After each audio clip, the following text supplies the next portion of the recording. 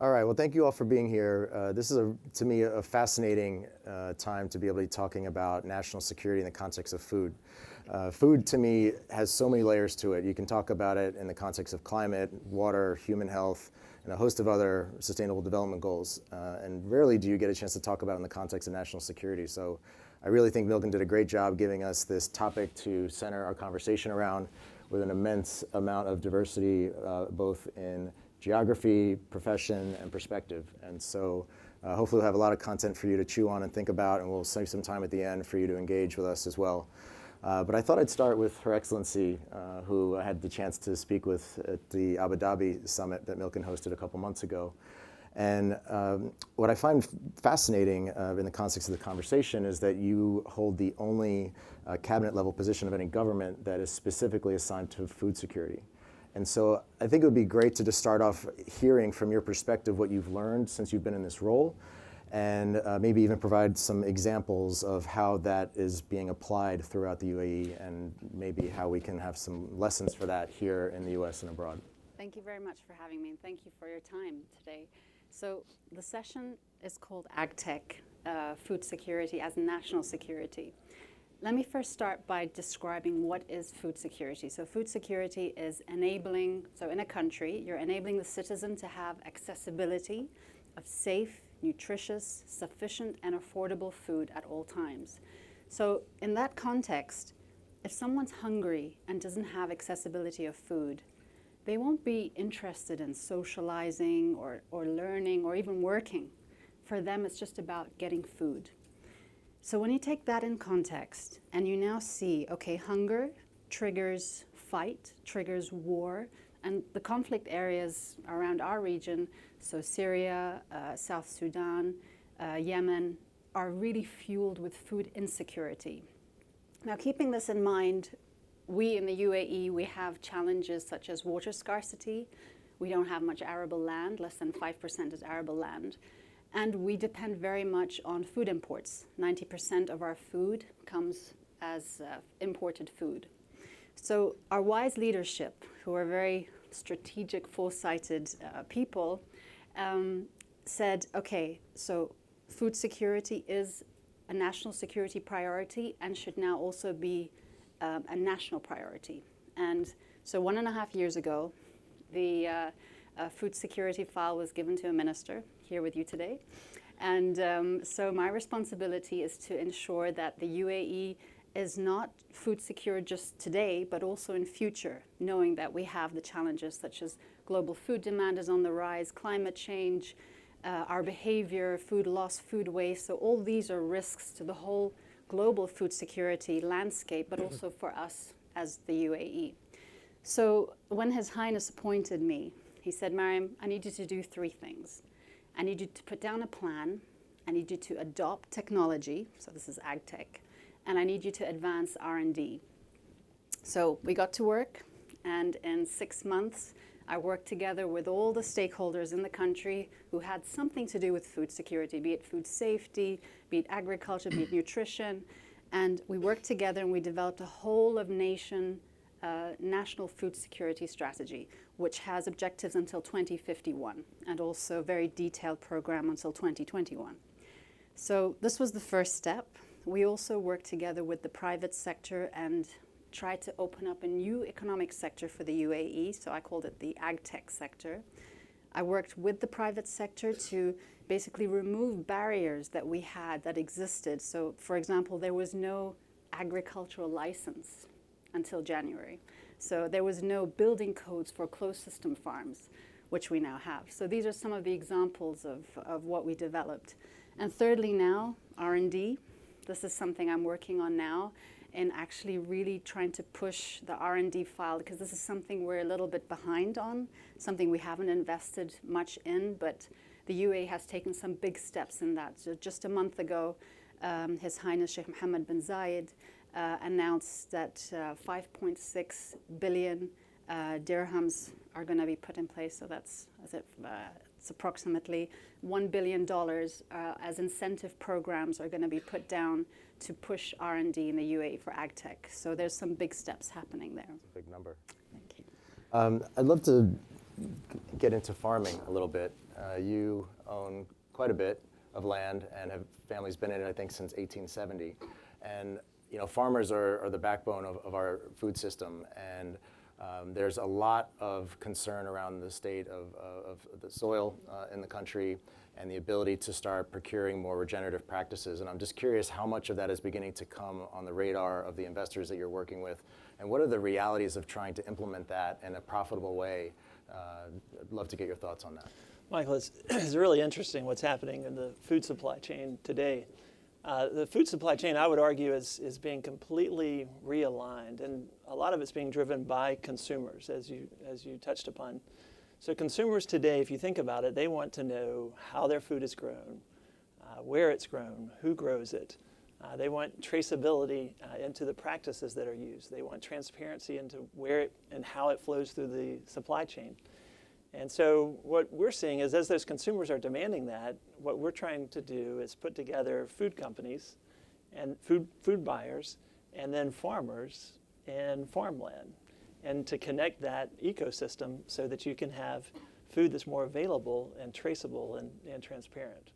And the other thing that the consumers really want to know is when they want to know how it's grown, they want to see what kind of farming practices are used. Is there soil runoff? Is there nitrogen runoff? Are the farmers leaving the land better than they found it? Or is it degenerative versus regenerative? So a lot of exciting things that are being changed by those consumers as they're driving visibility up and down the food supply chain. So is that making it easier for you to make the business case for looking at these more regenerative, sort of crop, cover crops and so on, that's, less of the sort of standard monoculture practice that's, more prevalent, with corn and soy and so on? Sure. What you're seeing is as these consumers are focusing, millennials I think now are the largest purchasing group now, and they're willing to pay 31% more premiums for certain attributes. So whether it's organic or non-GMO or natural or local, they are willing to pay these premiums. And so what's happening is that farmers are having to reorient their systems to be able to deliver these specialty crops. And it's really difficult. Typically, you had fragmented farmers, and then you would have the ABCDs, ADM, Bunge, Cargill, Dreyfus, and then you'd have the food companies and the food buyers. And so now, giving power back to the farmers and having them grow specifically for the direct specifications of the food companies, and then having that go direct to the food companies, it's a momentous change, and it's really realigning the supply chain. Great. Devry, Yes. You sit inside a very interesting private company that has a tremendous sway over our food system. Talk to us a little bit about how you're thinking about the products and ingredients that you're producing in the context of these changing climates and the need to be more resilient in this context of national security, and whether that's manifesting in ways that was, maybe not expected initially, whether through partnerships or through engagement with the government. I'm curious to get inside the think tank that is the C-suite, and how are these conversations manifesting, and what are some good things that are coming out of that in this context? Great. Well, let me build on what Her Excellency and Charlie have been talking about, because I'm reflecting as you were speaking, Minister, that it wasn't very long ago, 2008, when we as a globe experienced the food price spikes that threw the world into crisis. Now, we note there's a crisis every day, because if even one individual is hungry, then we've got a problem. Then it shocked the world so much that we started to see at Cargill this coming together of different stakeholders. In fact, there was a big coming together around bringing industry and IGOs and NGOs and community and farmers and others to say, what does this new vision for agriculture need to be for the world? And we know at Cargill that there's this intersection of all of these grand burdens that we have to solve for. We have climate change taking place at a rapid pace. We have malnutrition and undernutrition, and we have overnutrition. And we have the need to also ensure that our supply chains are transparent and addressing social and environmental and economic ills. And so this is all coming together in a way that for Cargill, we see ourselves, of course, as being, in a place and space to be one of the stakeholders to address this. And being invested on the ground in 70 countries and trading with well over 130, the way we're beginning to have the conversation is to acknowledge that farmers and industry are part of the solution. And so often, in fact, even at this conference, I've heard big food, factory farming, et cetera. And the way we're observing this is that the time is now to dispel the myth that the food system is broken. It is not broken. There are definitely things that we need to do to advance on sustainability, ensure that we're getting nutritious foods into all consumers' hands around the world.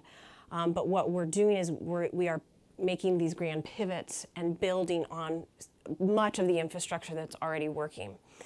And so we see farmers and industry as part of the solution. We see trade as part of the solution, which is why we've been standing up quite significantly. It troubles us to see the geopolitical fracturing of a system that needs to be in place so that we can advance food security.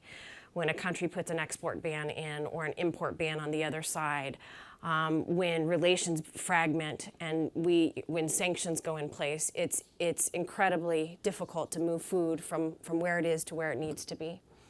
The other thing is we see that food is powerful. Food has the ability to do so much good in this world, not the least of which is around nutrition. But we also see it as a driver of economic development, and it's a fulfilling career for those who are involved in it. But food can also be an incredible force for bad, and the minister mentioned it.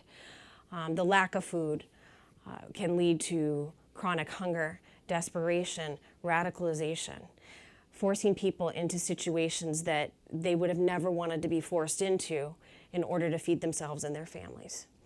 And the solution set is complicated.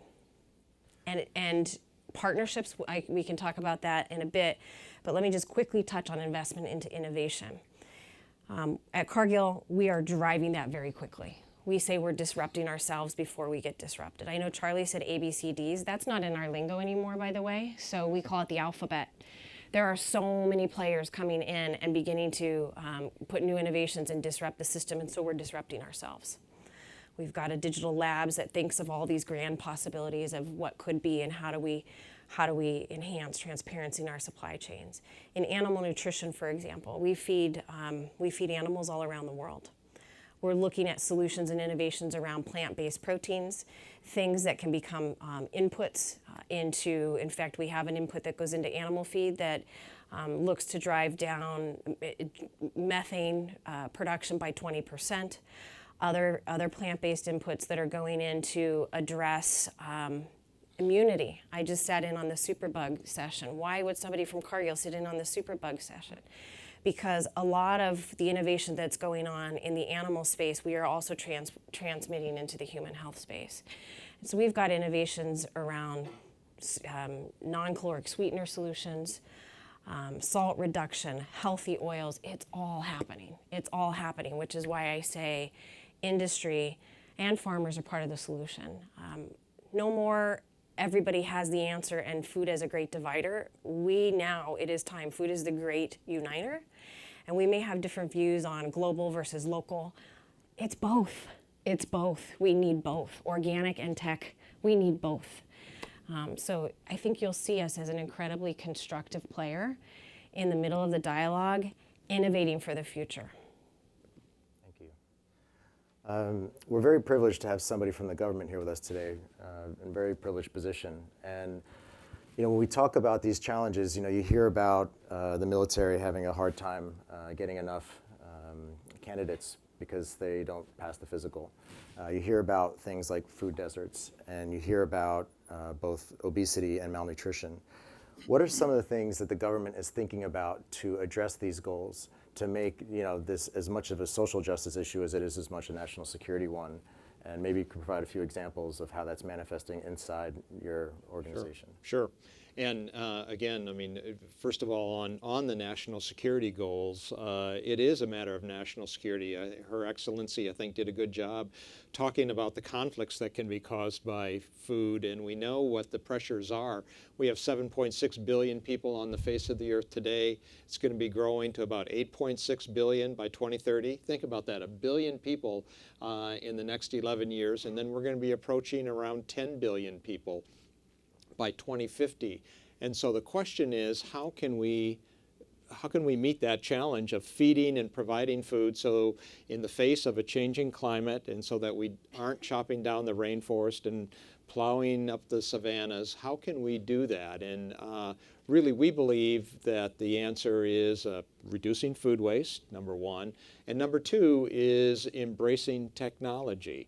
We have to increase productivity, and that means embracing new technologies, whether it be gene editing and genomics, whether it be more research into the microbiome and those complex interactions that take place in the soil and the plant's roots, sensors, data and informatics. Those are all part of the solution, and we need to be investing more there and recognizing that technology is our friend rather than the enemy. And all too often, unfortunately, I think we do see in some countries where they want to stop. They want to keep the food system exactly as it is. They don't want to make any kind of changes, and I think that's absolutely at mankind's perils.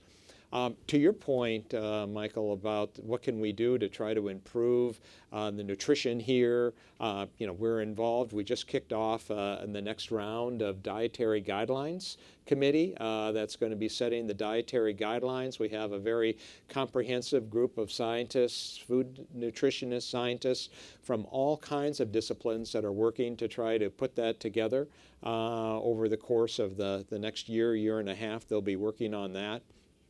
I think promoting all of the above strategy that Devry talked about. I mean, we embrace organic production. We're strong supporters of farmers markets, strong supporters of the farm to table concept. We have growing young farmers. If you take a look at the farmers that are entering agriculture today, a lot of them are on that very micro scale that are working in those areas to try to enter farming, and we have programs available to try to help them. I think all of that is part of the solution, but we also can't ignore where the biggest part of the production takes place is on the broad acres and the specialty crops and in the field rather than just in the vertical greenhouses.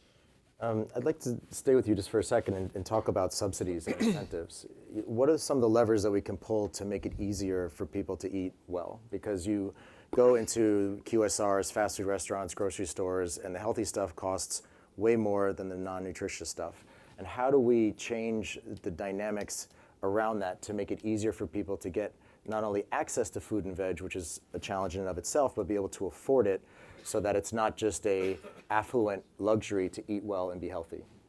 And that's part of that is in increasing the supply. I think, I've been both on this trip as well as on other trips meeting with growers here in California, and they'd gladly increase the supply.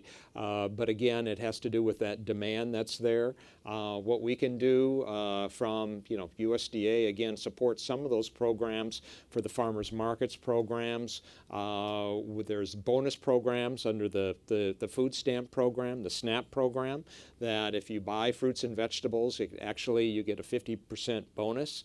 So that helps. I think doing things like that are good.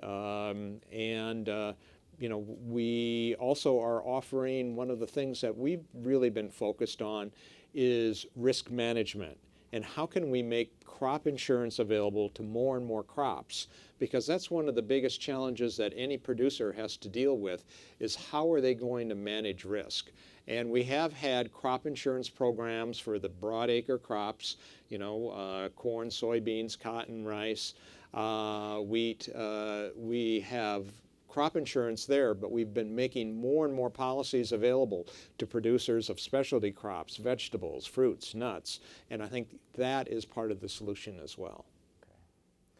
Okay. Sitting inside of a public company is a different beast altogether, And we've seen a lot of disruption in the big food space within publicly traded companies. I think on Sunday, somebody mentioned a statistic that 16 billion or something was lost in market cap amongst all the major food companies. So clearly there's a seismic shift occurring at the moment. And I wonder how this sort of environment is activating the desire inside of your organization to pivot in a way that's going to allow the company to continue to succeed in the future in alignment with the things we're talking about today, which is rooted in sustainability. So thank you, Michael. First of all, I would like to say how honored and humbled I am to be sitting on this panel with such prominent panelists. I am a physician by training, and not in 1,000 years I would have imagined to eventually ended up sitting on a panel of experts speaking about agriculture of the future. But it's equally very an honor for me to do so, because I've recently stepped into the role of Deputy Chief Science Officer at PepsiCo, and therefore I take that responsibility very seriously, especially thinking about the scope and the reach of an organization like PepsiCo. We operate in 200 countries and territories around the world, and we depend for the production of our products on a network of farmers that produce high-quality crops that eventually turn into the products that 1.5 billion people around the world enjoy every single day. That's the scale at which this company operates, and that's the level of responsibility that we carry with that scale. So I'm not going to surprise anybody in this room by saying that agriculture is very central, if not one of the most central aspects of what we do. Our products are made out of approximately 30 high-quality crops that are sourced out of thousands of farmers that operates in approximately 40 countries around the world. And the company is driven really by a passion for thinking how to make the production, distribution, and consumption of food better and better every day. And it's not just some corporate talk. This very central idea is foundational to the main strategy of the company, which goes under the name of Performance with Purpose, and we are rebranding it now as Winning with Purpose, which has 4 key elements, one of which is unsurprisingly agriculture. Then we have water, then we have packaging, and then we have products. And at least 2 of this element, agriculture and water, are probably going to be very relevant to this discussion today. And we can discuss as the conversation goes on what specifically we're doing in the space to make it better and better given our scale and responsibility. Your Excellency, we've talked quite a bit about things like cellular agriculture and vertical farming. I'd love to get your input on what you've learned so far in looking at these technologies and the reality of beginning to implement them at a countrywide level, because you look at the sustainability profile of these technologies, particularly cellular ag, where you have the potential for 90% less water, 90% less land. You have no food contamination, so you deal with the superbug issue. To me, this is one of the more exciting technologies out there, and having a sovereign look at this and deploying it at the scale that you can seems very promising to me. So I'd love just to hear more about where you are with that. Actually, it was last year here at the Milken Institute global conference where I first started really seeing all the technologies available. So 3D printing, cellular agriculture, and I was really fascinated by that food can now be grown differently, and even with a lot less water than what traditional agriculture uses. In that aspect, this is why I'm here again this year. It was a success last year, and just having the insights, this conference really attracts the private sector who are very much advancing in a different way of growing food, and this is what fascinated me. And when we look at the UAE, okay, we've got 30,000 farmers, but these farmers, I would say maybe 5 to 8% are looking into now technology-based agriculture. So we still have a lot to do there. For me, in getting the private sector and talking about opening up a new economic sector, ag tech, I really want to attract the technologies to come to the UAE. So I want to see Impossible Foods, I want to see Memphis Meats, I want to see Plenty, I want to see all these companies come and use the UAE as an open lab. We've got harsh environments, but we have the political will, we have the investment funds, we're very, very much forward thinking. What you do in the UAE, you can actually do around the UAE as well. So in the region, the UAE is very much looked at an example of futuristic ideas that get implemented in the region. So there's already, I would say, so we have a high-tech greenhouse now that's growing premium tomatoes, really amazing tomatoes. And now a kilogram of tomatoes can be grown using, I think, 20 liters of water instead of 260 liters of water. I mean, that's fascinating for me.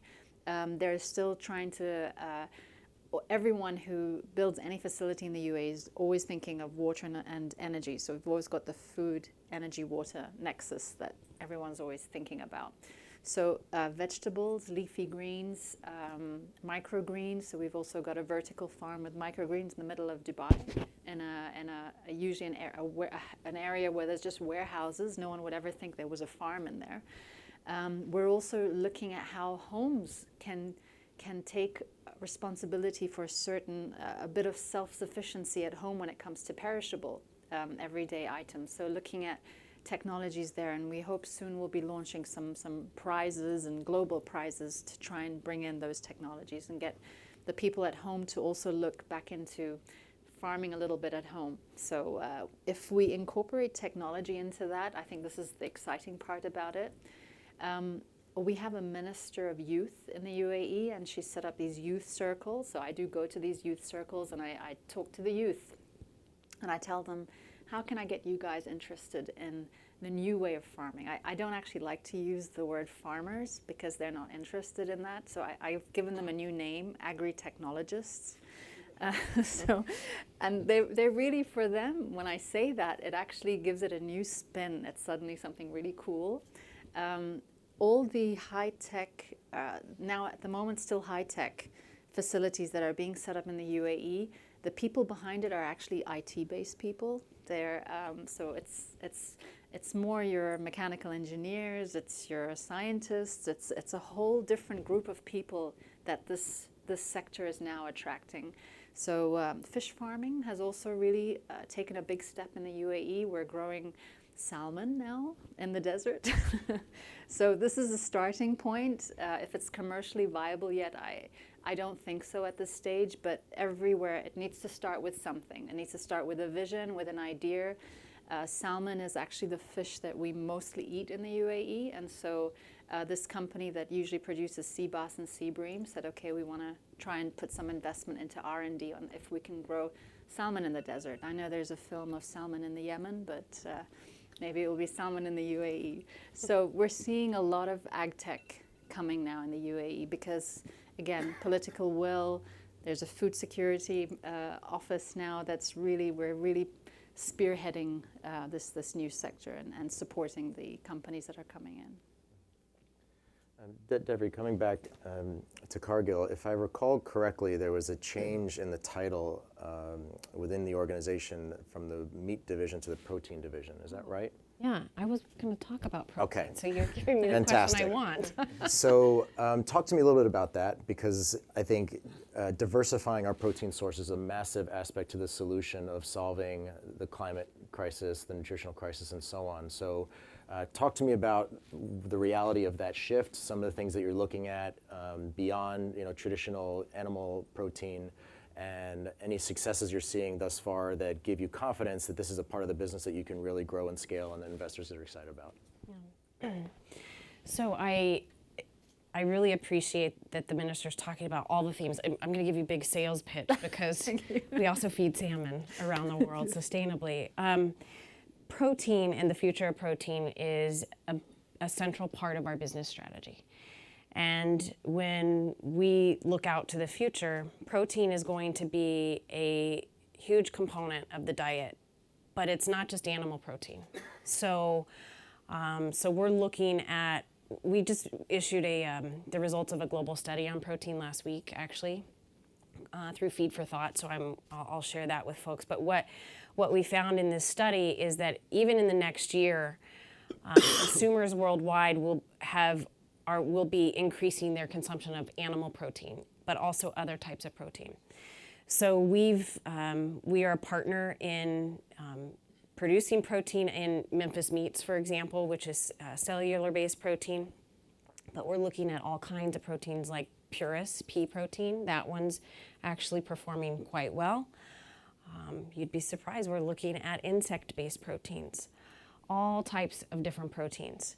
And when we think about what we're up against, when consumers go from $2 a day to $10 a day, that's when they start moving up the rungs of the economic ladder and consuming more protein. So there's no way we're going to get out of the need to innovate around the types of protein that we need out there. And one of the big bets that we made and shifted our portfolio a bit in the last few years is around aqua. So the integrated focus in protein production, but also, as I mentioned, we feed. And so we believe aquaculture is going to be a big part of the solution. We're significantly invested in it today, and we're looking for future opportunities there. When we look at what we're up against in terms of feeding people, but also setting back some of the massive difficulties that have happened in our environment, like the ocean health, we see this as a win-win. So we all know the oceans are in a very bad state. They're overfished, and they're polluted with plastics, et cetera. And so we're looking at how do we bring the size and scale of our understanding of how to feed animals, and also how to produce them sustainably. I'll tell you a funny little story I like to tell about innovation, and this captures the possibilities of what's possible. So we feed shrimp around the world, and here in the United States, 20% of the shrimp demand can be met by ocean fishing, by the shrimpers. 80% is imported. And there is a technology that we use in line with our digital platform that we work with shrimp farmers to help them make better sense of their data, to help make better decisions, where we actually listen to the shrimp. And I always make this joke. My husband says, "You don't listen to me," but at Cargill, we listen to shrimp. And the technology that we've integrated into our platform called Aquatic, you can actually listen to a shrimp eating, and when it stops, then you cut off the feed. Whereas before, you're just feeding and kind of trying to observe and see how much. And so it saved 30% on the amount of feed that is being used in that particular aqua space. That can be translated all across global aquaculture, not just shrimp. A microphone in there? Yeah, you just listen. We'll bring you along to listen. And I'm curious, are you looking at things like bivalves, oysters, mussels, clams, scallops, and so on, as an additional way in which to approach seafood in a more sustainable way, particularly because they're quite good at cleaning the ocean and also provide high nutrient density, but a sort of non-obvious, seafood input relative to the tunas and salmons of the world that are meaningfully less sustainable insofar as their, feed and so on. Have you looked at that at all? So you can bet if it's a protein, we're looking at it. Okay. Yeah. Coming back to the farm side of the equation, I really want to get back into the realities of farmers today and what they're up against to transition into more sustainable practices. Give me some examples of what you're finding when you're out there, particularly on the farm and in the investor community. Like, how important is this issue becoming, and is it easier now than ever to begin to start either doing conversion opportunities or other approaches that put our agriculture system on a better path forward to be not necessarily sustainable, but actually regenerative? Well, let me, if I would, Michael, address some of the social injustice as it ties to the food system. Please. And also technology. So if you think about, you mentioned there's 7.6 billion people. Over 800 million people are food insecure, which is just a massive issue. And the question is how do you provide a secure and reliable food supply at scale? That is really the issue. There was a great article yesterday, and actually in one of the national newspapers. I don't know how many of you all saw it, but there was it referenced a gentleman named Mukesh Rudani. And did any of you see it by chance? He's a refugee from Syria that lived on the southern part of Turkey, Syrian border, and he wanted to go get a job to harvest hazelnuts in northern Turkey. And so he took his 6 sons, teenagers, early 20-year-old sons, 6 of them, and they drove up to northern Turkey. And northern Turkey has the largest supply of hazelnuts in the globe. It's almost 70%. And they have 600,000 farms. And they got recruited by a dayabashi, which is just basically a middle person for labor. And so they got recruited to harvest these hazelnuts on these farms. And when they got paid, they were expecting to get paid several thousands of dollars for the summer last year. And when it came time to get paid, they couldn't even afford to go back into Syria. And so they decided not to come back, but then they needed additional capital. And so they went back because they were promised even higher wages. And they went back the subsequent year, and it turns out they were not even paid what they were promised. And you think about that, and then you think about the danger of the job. So they had to lock into ropes tied to rocks to scale down mountainsides to harvest these hazelnuts. There are 3 companies that buy hazelnuts.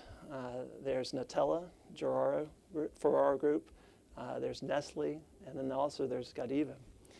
And so the Fair Labor Association came in and said, let's review these farming practices. And they spent 6 years reviewing all these farms.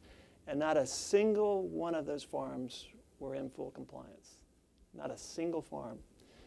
And so they asked some of these food companies, they said, well, can you comment? Ferraro, for example, they said, give us a comment. And they said, we will not disclose how our food is bought or where it's bought. We will not disclose it. So when you talk about the injustice, the social injustice of that, from a food supply standpoint, it's unacceptable. And what I would say is today's technology, you can invest now, and we've invested in companies, and there are other there's lots of you all probably have looked at companies as well, but you can trace food, and you can go to a georeference piece of farm ground, and you can enter against that georeference farm ground any kind of statistic that you want. Labor hours, pounds that are harvested, whatever it may be, amount of water that's used, whatever it may be. And that's available today. And so if these food companies, and you all are doing some amazing things, Antonio, I really admire what you all are doing, but if those food companies can start tracing that and the consumers start demanding that, we can root out a lot of that social injustice that goes up and down the food chain. And I would say you've got 7.6 billion people, and how do you create social justice across that entire universe? And how do you adapt technology to do it? And if we don't, we're going to have just enormous amounts of growing conflict. So I think that's kind of the real issue. And so we get up every day thinking, how do you take farmland? How do you take farmers? How do you connect it to the Cargills or the PepsiCos? And how do you go direct to the buyers and give traceability and measurements, and you treat the farm laborers and up and down the supply chain, measure it? So I would argue that our food system is in a lot of disarray. And I think that the consumer driving that transparency and demanding it is going to completely upend the food system over the next decade. Coming back to the government side of the equation, are there dialogues occurring at all between the USDA and the White House around this issue of national security? And if they have, what are those conversations and what's coming out of it so far as hard initiatives that would be useful for the audience to learn about? Sure. And there certainly are dialogues there, and that we have had extensive dialogues with the White House about the need in agriculture for investments in agriculture research and technology, because if we're going to solve the challenge that I referenced to begin with, we're going to need to invest in agriculture research. We have around $2 billion a year that's invested from the federal level in agriculture research, but that just really pales in comparison to the other federal research areas that's invested as well. And very good things like health and other areas, but again, it is small, and so we are making progress there. I do want to say, part of it as well I want to talk about is investing in what some of those solutions are across the broad acres, and I think that's important. What gets the attention many times in the media, and it's fun to talk about, are the newest things that are happening, the technologies, the vertical farms that are happening, things like that.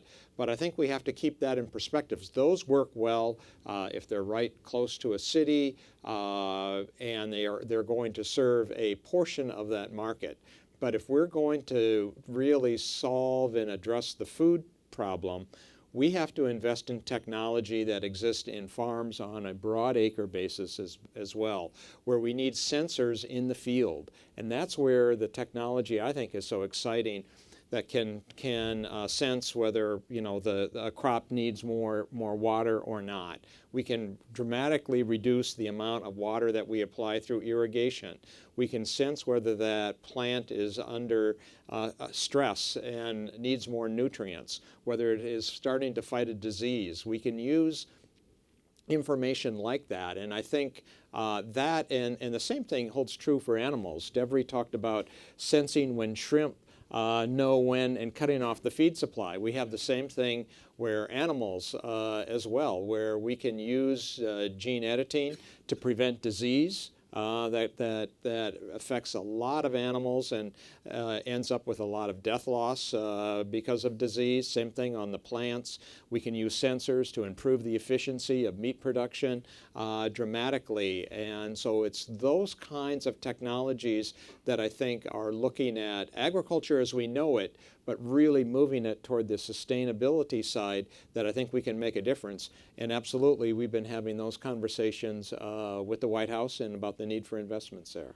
And are there incentives that exist for farmers using these types of sensors or other tech? Is there specific incentives that exist that would make it easier for that kind of investment to be made to enhance their ability to do it where it otherwise might be cost prohibitive? We do. We have a number of programs that are available, particularly through our Natural Resources Conservation Service, where we have programs that are available to incentivize farmers to adopt these measures. It could be as simple as planting cover crops, where we incent producers to plant cover crops and have the benefits that are there. We have for them to adopt some of these newer technologies, sensing technologies. We have incentives that are available to try to help those farmers. Probably the biggest area, though, where I think we play a role is working in the funding of both our agriculture research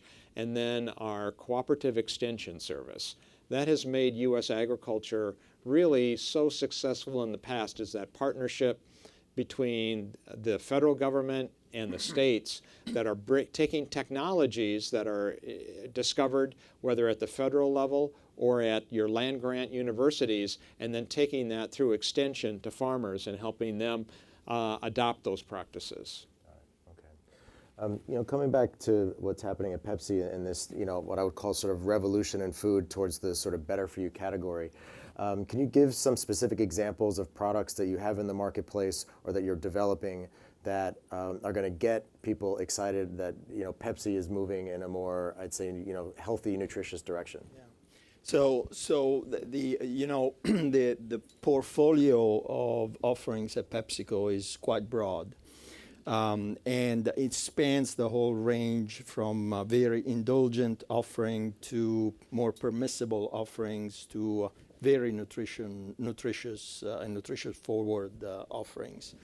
And part of the strategy that I was describing before has been for quite some time to make even our indulgent part of the portfolio more and more permissible by reducing the amount of added sugars in our products, reducing the amount of sodium, reducing the amount of fats that are not good for your health, and increasing the more nutritious portion of the portfolio.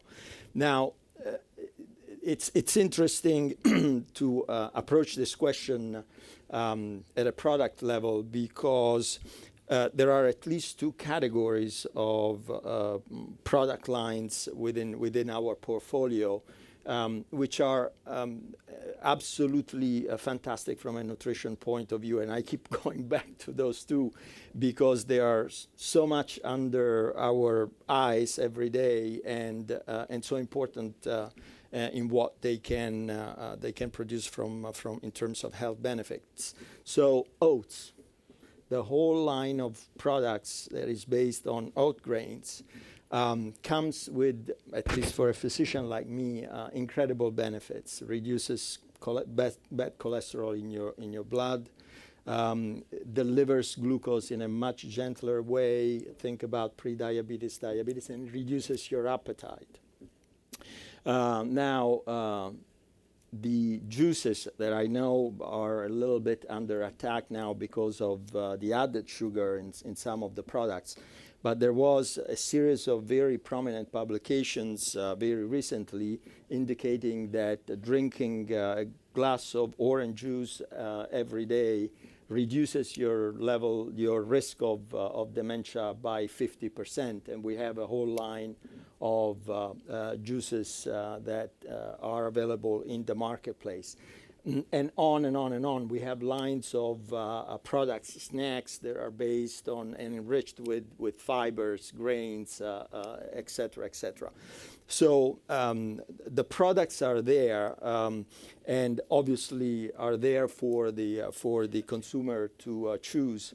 Now, one of the questions and the problems that we have been debating all throughout this conference is this matched by clear education and information on what should be nutritional choices, so that people can make the choice that is right for them with the products that are available in the marketplace, and having the freedom to do so as they choose. So we have a group of more than 2,000 researchers, R&D colleagues within the company that continue to think day in and day out on how to make the food offerings and the beverage offerings better every day. But I want to take just 1 second to say, even in a company at the scale of PepsiCo, and I'm assuming my colleague from Cargill would agree on that, we cannot move the needle forward alone. So that's why it's so important for companies like us to be very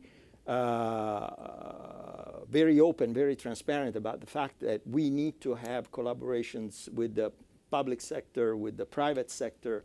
And I want to spend a word on the fact that as much as we have brain power within these companies, the connection and the exchanges with the research that happens in universities in terms of nutrition, but also in agriculture. I was at the MIT Media Lab last week, and I was exposed to incredible innovation that they are looking at in that university. I'm going to go to University of Minnesota next week, where they have a supercomputer that is dedicated to some of these data-driven agricultural practices. So I think, having more and more people that want to enter this very substantial partnerships to solve a problem that is inherently complex, or as Darius Mozaffarian likes to say, wickedly complex, I think is the solution to going forward in the future.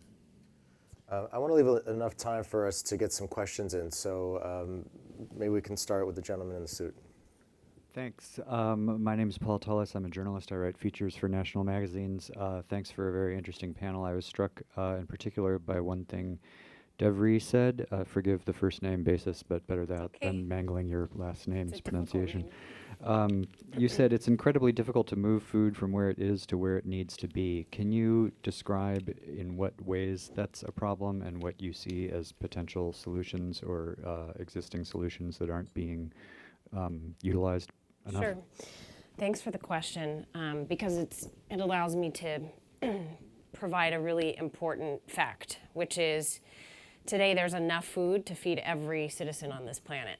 And the challenge is that it takes political will, and it's a distribution issue. And so there are no hidden protections in this world. We know what they are. We negotiated the Uruguay round, and all the countries kind of threw it out there in the WTO. Here are the things that you can do right to promote food security and prosperity in food and ag, and here are the things that you just shouldn't do. And those are everything from price controls to import bans to export bans to export subsidies, right? Export taxes, import tax. I mean, differential export taxes. There's a whole host of those things. And there are protections inherent in societies, especially when governments are mandated to focus on their own food security. And the challenge is that if we're going to solve the food security equation, it has to be based on a trust-based production and trading system. And the examples I will give is you don't have to look farther than 90 miles south of the US to see we've had an embargo on Cuba for way too many years. And we can try to move food through humanitarian exemptions, but even then, I've been on the sales calls. That is very difficult to go down and try to sell food when there's not an ability to purchase it or finance it. When there are sanctions popping up all around the world, whether it's Iran or Syria or Sudan or North Korea with 25 million people who are very much food insecure, we owe it to the people on the other side of those sanctions to ask our governments to come together and to ensure that there's free flow of food. So I'm speaking maybe at a higher level than you would want me to, but it gets down to take a look at the needs in the country. Not one country can produce everything that it needs or that it's demanding, and trade is a critical element to moving food across borders. And one final point, investment. So trade isn't just about the goods, it's also about the capital and the services and the technology.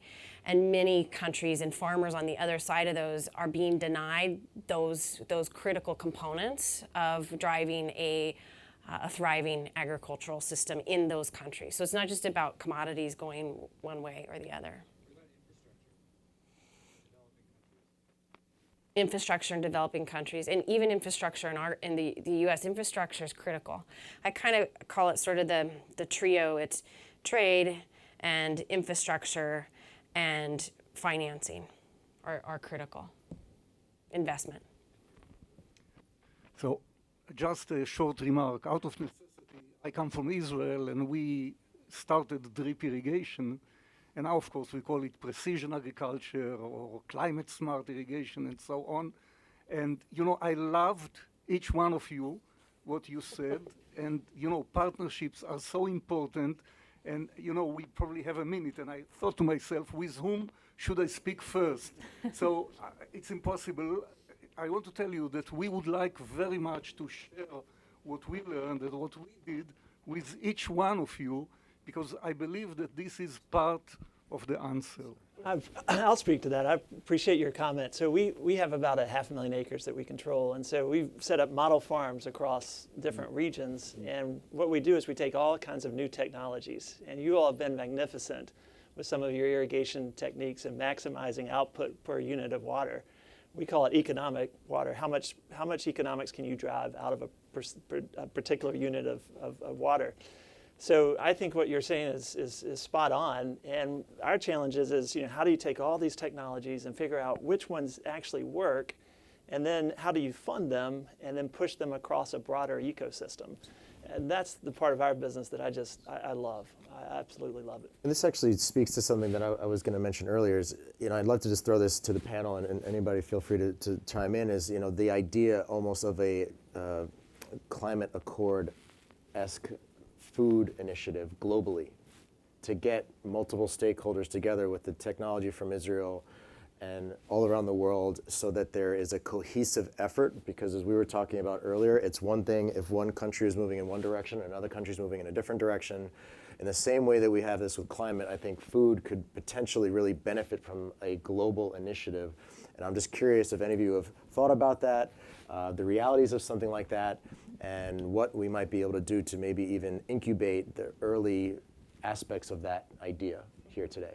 I mean, for us, we have the same kind of challenges with the water scarcity. So looking into your technologies and what you've done is definitely useful. And also, I mean, the UAE is actually tiny when you look at it, but we are food secure. Why? Because of our partnerships, because of also the infrastructure that we've set up, the ports, the airlines, the connectivity that we've done has really served the accessibility of food. We've done a lot of thinking about it, and you're going to think I have one talking point and only one, but I do, because I think the best environmental climate agreement that we could put together is to get the world back to the table at the WTO and negotiate the next iteration of the Uruguay. We called it the Doha Development Round. That started in 2001. It wasn't, we haven't concluded another round. That dealt with things like illegal fishing, having conversations and commitments around what are the right ways to subsidize and the wrong ways to subsidize, so that we're not giving incentives to cut down forests versus right. do something else. It sounds counterintuitive, but there is an institution that is sitting in Geneva that if we got back to the table and negotiated the Ag Accord, a lot of those environmental elements will come out, and I don't think we need to create a new institution for that. Okay. So what would you suggest then would be the best way to activate that? Oh my goodness. This is where as a, someone who's dedicated my life to, trying to advance connectivity, commercial connectivity, people connectivity, this is where I get a little heartbroken, and as a mother of two. What type of world are we leaving for our kids? How do you force the governments to get back to the table and acknowledge that global connectivity is the way to advance food security, prosperity, and address all of the environmental ills? I think there's a lot of good going on in Geneva right now. There are a lot of governments that are starting to talk about different frameworks. The digitalization aspects of trade are coming up. But I think it's going to take enlightened governments and then mobilized citizens to ask our governments and demand of our governments that we expect more. We expect them to come back to the table and negotiate trade accords. So I think a social movement is the answer to put the pressure on. So if there's anybody in the room that knows people who could be very active in activating that, that would be fantastic, and maybe catch us offline afterwards. So we've got 5 minutes, so maybe we can do another question. We've got a gentleman. Oh, sorry, we have somebody here. Hi, thank you. So I appreciated all your comments about some of the policy improvements or suggestions about implementing new technologies in the broad acres. And just thinking about how the bulk of fresh water is in Brazil, in the U.S., and arable land similarly, and all of that food being distributed around the world and contributing to food security in other nations. What are some of the necessary conditions to ensure that technology is adopted to preserve our scarce resources, the water, the topsoil? And we've heard a little bit on the policy side, but then just the commercial necessary conditions. So here's a question I'd pose back to you. If you had a choice to buy a cereal box that was used X amount of water versus Y amount of water, would that matter to you as a consumer? I think so. The question kind of stems because I think here we all sit and we're very privileged, and we're able to we can afford that incremental amount, but I think across the population, they may not have that luxury. And so how do we democratize the right decision making? I think, one of the areas that I think, and this just happened in the last couple of days, where in the lead up to the G20 meeting that's going to be taking place next month in Japan. The chief scientists from around the world were there, from the G20 nations at least, and talking about, and they just came out with a communique that really focused on science-based decisions on new technologies, I think, is part of the answer. And then the other one is sharing information on how we can address climate-smart agriculture, resiliency, reduced water use, things like that. And I think that is part of it. So that cooperation, I think, is going on. We're proud at USDA. We have 6 climate hubs around the United States where we've been focusing on what kind of research and what can be done on the ground to improve efficiency, resiliency, reduced water use, things like that. We're collaborating. I know Israel has been a partner and have been working there. And so I think there's a lot of good things that are going on, but I think we have to continue. I do want to make a push, though, to say I think recognizing that we need these new technologies, tools like gene editing, are going to be key. And we do have countries around the world, and I'll single out the European Union as the biggest example, that pushes back in the scare tactics and want to treat these new technologies as basically like nuclear power plants. And the regulatory barriers will be so high that you will only have 3 companies in the world that can afford to be dynamic and invest there. And I think that's absolutely at our peril. The last thing I would add too is the government, the USDA and a lot of local programs and state programs have been helpful, incentivizing farmers to move from like flood irrigation to drip irrigation.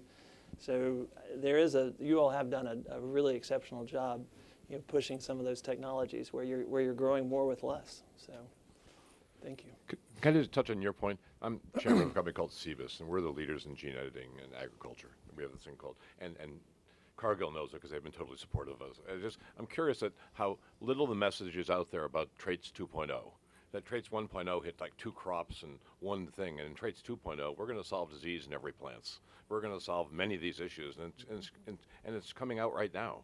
But we never really talk about the fact, the promise of this new era. We just talk about it as gene editing rather than saying you won't have any GMO foods anymore in a couple of months. And I just don't know why it's not a bigger debate within the community. I think part of it is because it is so new, and I think that's where I think we have the job ahead of us is to make sure that consumers are aware of it, are aware that this is just the evolution of plant breeding, animal breeding that we've been doing for thousands of years. It is doing it in a much more precise, scientific manner. But yet we have, a lot of folks out there that want us to fear our food and are pushing back on new technologies. But I mean, there is another element of it. I mean, there is a certain innate fear when you ingest food that it might be some kind of Frankenstein food simply because scientists put their hands on it. And I think we cannot be naive about the fact that is going to be a major barrier. How do we educate the layman on what's really happening and why it's not dangerous, just to make it very simple? It has to be a major effort, I think. And I know that there are coalitions around the world that are thinking specifically on how to transmit that message, not through Can I just interject, yeah. because I think this is important. What we're learning is consumers don't want to be educated. They don't want to be told what to do. They want to be brought along. And if we are going to be able to use some of these technologies that actually have important advancements, we need to sit down in dialogue and have conversations with consumers about the benefits. I'm optimistic that that's actually going to take place. I think because of forums like this at Milken, where we're all coming together, we're seeing each other eye to eye, and we're talking about this in a pretty open way. I think we will get there.